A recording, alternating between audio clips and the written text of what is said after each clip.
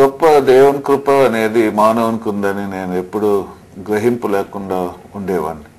రాజకీయాల్లో ఉన్నప్పుడు నేను ఏమనుకునేవాడిని అంటే యేసు ప్రభు తక్కువ కులానికి సంబంధమైన దేవుడు, చేతగాక మరణించాడు అని అనుకునేవాడిని. నేను ఎమ్మెల్యే కావాలా, మినిస్టర్ కావాలని నేను ఎక్కువ ఆశించేవాడిని. ఏమనుకునేవాడిని అంటే ఒక వ్యక్తి దగ్గర బాగా డబ్బులు, ఆస్తులు, అంతస్తులు ఉంటే, ఒక వ్యక్తి ఇంజనీర్, డాక్టర్, ఇటువంటి ఉన్నతమైన స్థాయిలో ఉంటే ఈ వ్యక్తి ఆశీర్వదింపబడిన వ్యక్తి అని అనుకునేవాడిని. అయితే దేవునితో సంబంధం కలిగి మానవుడు జీవించే జీవితం, ఇహలోకంలో ఇటువంటి ఆశీర్వాదకరమైన జీవితం ఉంది అని నేను ఎప్పుడు గ్రహించలేకపోయాను. నా భార్య నా కొరకు ఎక్కువ ప్రార్థన చేసేది. ఆమె దేవునితో సంబంధం కలిగి ఆమె నా కొరకు కన్నీరు కార్చేది. నేనైతే నా భార్యను హింసించడం భయంకరంగా, ఒక జంతువు కన్నా ఎక్కువ నేను హింసించేవాడిని. అయినా ఆమెకుండే క్రీస్తు ప్రేమను బట్టి నా కొరకు కన్నీరు కార్చుతూ ఉండేది. ఆమె కన్నీరు ప్రార్థన బట్టి, ఆమె దేవునితో సంబంధం కలిగి జీవించే జీవితం బట్టి ఎప్పుడో చనిపోయి నరకానికి పోవలసిన దేవుడు నన్ను కనకరించుతూ నన్ను కాపాడుతూ వచ్చాడు. 14 సంవత్సరాల రాజకీయ జీవితంలో ఎప్పుడో నేను చనిపోవలసిన, ఎప్పుడో నేను మట్టి అయిపోవలసిన ఎన్నో సంఘటనలో దేవుడు నన్ను కాపాడాడు. ఒకసారి నా శత్రువులు నన్ను చుట్టుకొని ఒక పల్లెలో గలాటలు జరిగినప్పుడు నా మీద బాంబు విసిరేసినప్పుడు ఆ బాంబును ఈపుకు రాయి తగిలినట్టు తగిలింది, కానీ ఆశ్చర్యరీతిగా ఆ బాంబు ఆ టైంలో పగలలేదు. అదే సమయంలో నా భార్య నేను పల్లెకి పోయానని నా కొరకు కన్నీరు కార్చుతూ ఉన్నది. ఇంకోసారి నేను ఎలక్షన్స్లో చాలా భయంకరంగా గలాటలు జరుగుతున్నాయి. ఆ గలాటలు జరుగుతూ ఉండే సమయంలో సిఆర్పి వాళ్ళు, పోలీసు వాళ్ళు నా మీద కాల్పులు జరిపారు. ఆ బుల్లెట్, నేను జీప్ ముందర కూర్చున్నాను, ఆ బుల్లెట్ వచ్చేసి జీప్లో నుంచి దూచుకొని వెళ్ళిపోయాయి. అయితే బుల్లెట్ నాకు తగలలేదు. అదే సమయంలో నేను కిందికి దిగితే అది తుపాకులతో మళ్ళా కాల్చినప్పుడు ఈ పక్కుండే వ్యక్తి బుల్లెట్ ఇంజరీస్ తగిలి కింద పడిపోయారు. ఇంకోసారి నిరాహార దీక్ష బస్ స్టాండ్లో చేస్తుంటే నా శత్రువులు పోలీస్ వేషం వేసుకొని నన్ను చంపేసేదానికి వచ్చారు. అయితే అసలైన పోలీసు వాళ్ళు వాళ్ళని పట్టుకున్నారు. ఇంకోసారి నేను జైల్లో ఉన్నప్పుడు నాకు డాక్టర్లు ఇంజెక్షన్ ద్వారా విషం ఎక్కించారు. నా శత్రువులు డాక్టర్తో మాట్లాడి ఆ విధంగా చేశారు. ఇటువంటి భయంకరమైన సంఘటనలు దాదాపు 60-70 సార్లు నేను చనిపోవలసిన దేవుడు నా భార్య ప్రార్థనలు ఆలకించి నన్ను కాపాడుతూ ఉన్నాడు. అయితే చివరికి 1993 సంవత్సరం నేను శాపగ్రస్తున్నైపోయాను. నేను చేసిన పాపం బట్టి నేను శాపగ్రస్తున్నైపోయాను. నేనే త్యాగం చేసి దేవుని దగ్గరికి వచ్చినాను కాదు. ఎలాగ శాపగ్రస్తున్నైపోయానంటే నాకు నెమ్మది లేకుండా అయిపోయాను. పగులు నెమ్మది ఉండేది కాదు. రాత్రి పండుకుంటే భయంకరంగా పీడకలలు వచ్చేది. నేను రాజకీయాల్లో ఎంతో ధైర్యంగా ఉన్నాను, కానీ నేను మరణం అంటే భయపడేవాడిని. చనిపోతే ఎక్కడికి పోతానని భయపడేవాడిని. ఎవరైనా సమాధి తీసుకొని పోతే నేను చనిపోతే ఎక్కడికి పోతాను, ఈ లోకం తర్వాత ఏముంది అని అనుకునేవాడిని. నేను దేవునితో సంబంధం కలిగి ఈ సమాధానం యేసు ప్రభు దగ్గర ఉందని నేను ఎప్పుడు గ్రహించుకోలేదు. ఇటువంటి శాపగ్రస్తంగా నేను తాగి ఇటువంటి టైంలో ఉన్నప్పుడు చివరికి నేను ఆత్మహత్య చేసుకోవాలి, ఇంకా లాభం లేదు అనే పరిస్థితుల్లో మెడ్రాస్కు నేను వెళ్ళిపోయినప్పుడు దైవజనులు నాకు యేసు ప్రభు విషయం చెప్పారు. చూస్తాం నిజమైన దేవుడినేనా అని అన్ని నేను వదులుకోవడం జరిగింది. ఈ హృదయం దేవుని ఆలయం ఇది పరిశుద్ధంగా పెట్టుకోవాలంటే నా సిగరెట్ పెట్టే డ్రింక్, అబద్ధాలు ఇవన్నీ కూడా నేను మానేశాను. ఎప్పుడు నేను మానేశానో ఆశ్చర్యంగా దేవుడు నాతో మాట్లాడడం అనేది జరిగింది.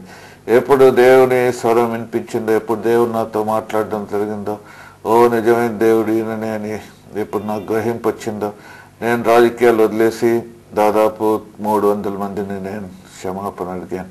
ఈ విధంగా నా జీవితాన్ని నేను సరి చేసుకుంటూ ఉన్నాను. మెడ్రాస్లోనే ఉన్నాను. ఈ విధంగా నేను దేవునికి ప్రార్థన చేసుకుంటూ ఉన్నాను. ఈ విధంగా చేస్తుంటే మార్చి 30వ తేదీ 1994 సంవత్సరం, అప్పటికే 2.5 నెల అయిపోయింది. నేను దేవుని పాదాల దగ్గర నా జీవితాన్ని సరి చేసుకుంటున్నాను. ఈ విధంగా చేస్తుంటే నా తలలో నుంచి పెద్ద బరువు, కొన్ని సంవత్సరాల నుంచి ఉండే బరువు ఈ బరువు నా తలలో నుంచి ఒకటేసారి ఎలాగ దొల్లిపోయింది. ఈ బరువు నా తలలో నుంచి దొల్లిపోయింది. దేవుని సమాధానం నా దగ్గరకు వచ్చింది. ఈ మెడ మీద ఈ తల ఉందా లేదా అని తేలిపోయింది. రాజకీయాల్లో ఉన్నప్పుడు అప్పుడప్పుడు సంతోషం అనేది అనుభవించాను, కానీ ఇప్పుడు దేవుని సమాధానం ఎప్పుడు లేదు. చిన్నప్పటి నుంచి తల్లిదండ్రులు, డాక్టర్లు, డబ్బులు ఉన్నప్పుడు, ఆస్తులు ఉన్నప్పుడు, హోదాలు ఉన్నప్పుడు, పలుకుబడి ఉన్నప్పుడు ఎప్పుడు లేని సమాధానం ప్రభు దగ్గర నాకు వచ్చింది. ఈ సమాధానం వచ్చినప్పుడు ప్రభు నన్ను రక్షించాడు అనేది నాకు అర్థమైపోయింది. దేవుడు దర్శించాక ఈ మరణ భయం అనేది నాకు లేదు. నేను చనిపోయాక నేను పరలోకానికి పోతాను కదా అనే గొప్ప ధైర్యం వచ్చింది. అంతమంది ఈ లోకం తర్వాత ఏముంది అని భయపడేవాను. అయితే ఈ లోకం తర్వాత పరలోకం ఉంది అనేది నాకు ఇప్పుడు అర్థమైపోయింది. నేను రక్షింపబడ్డాక దేవుడు పరలోకం ఎలాగుందని కూడా దేవుడు చూపించాడు, నరకం ఎలాగుందని కూడా దేవుడు నాకు చూపించాడు. ఈ రెండు అనుభవాలు కూడా దేవుడు నాకు ఇచ్చాడు.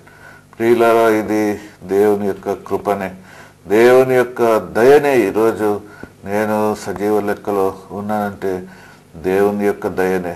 నేను కూడా ఎప్పుడో చనిపోవాల్సిన నాతో పాటు కత్తితో పొడిచిన వారు కత్తితోనే పొడవబడ్డారు. నేను కూడా కత్తితోనే పొడవబడి నరకానికి పోవాల్సిన. అయితే దేవుడు నన్ను కనుకరించాడు. నేను మారు మనసు పొందాక ఇప్పుడు 10 సంవత్సరాలైంది. దేవుని సేవలో అనేక మందికి సువార్త ప్రకటిస్తూ జీవిస్తూ ఉన్నాను. ఈ సమయంలో నిజంగా ఇది దేవుని యొక్క కృప అని నేను చెప్పగలుగుతున్నాను. నేను రాజకీయాలు చూశాను, డబ్బులు చూశాను, ఆస్తులు చూశాను, అంతస్తులు చూశాను, విదేశాలు చూశాను, లక్షల రూపాయలు చూశాను. అయితే ఇప్పుడు దేవుణ్ణి చూస్తున్నాను, దేవుణ్ణి అనుభవిస్తున్నాను. దేవునిలో ఉండే ఈ ఉన్నతమైనది గొప్ప మార్గం ఏంటనేది నేను చూస్తున్నాను. ప్రియులారా, దానికి దీనికి నేను కంపేర్ చేసుకోలేను. నేను రాజకీయాలు వదిలేసినాక ఎన్టీఆర్ గారు కూడా నాకు కడప టికెట్ ఇవ్వాలని నా కోసం ట్రై చేశాడు. అయితే ఆ కడప టికెట్ ఎమ్మెల్యే కాదు, మినిస్టర్ కాదు, ఏది కూడా దీంతో కంపేర్ చేసుకోలేను. ఇది పరలోకానికి సంబంధమైన ఉన్నతమైన ఆశీర్వాదకరమైన జీవితం. అందుకని ఈ సమయంలో నేను మిమ్మల్ని కూడా నేను కోరేది ఏమిటంటే, దేవునితో సంబంధం కలిగి జీవించే జీవితము మానవునికి ఉంది. యేసు ప్రభు పాదాల దగ్గర ఎంతో గొప్ప జయం ఉంది. యేసు ప్రభు రక్తము ప్రతి పాపాన్ని కడుగుతుంది.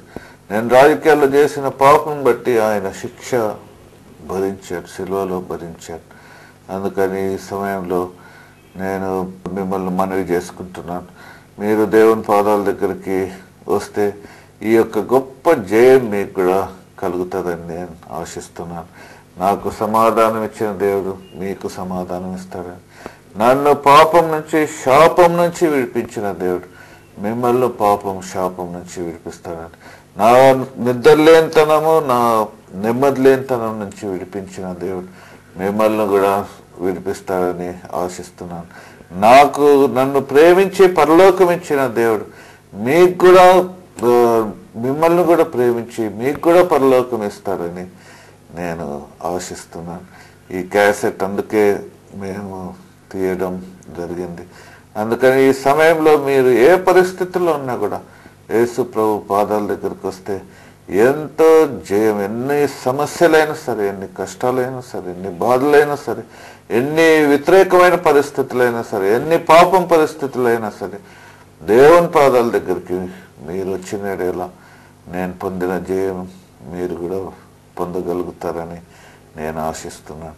ఈ ఉన్నతమైన, దీవెనకరమైన, ఆశీర్వాదకరమైన మార్గంలోకి మీరు ప్రవేశించి మీరు, మీ కుటుంబాలు ఈ గొప్ప మేలు, దేవుని పాదాల దగ్గర ఉండే గొప్ప మేలు పొందుతారని నేను ఆశిస్తున్నాను. Thank you very much.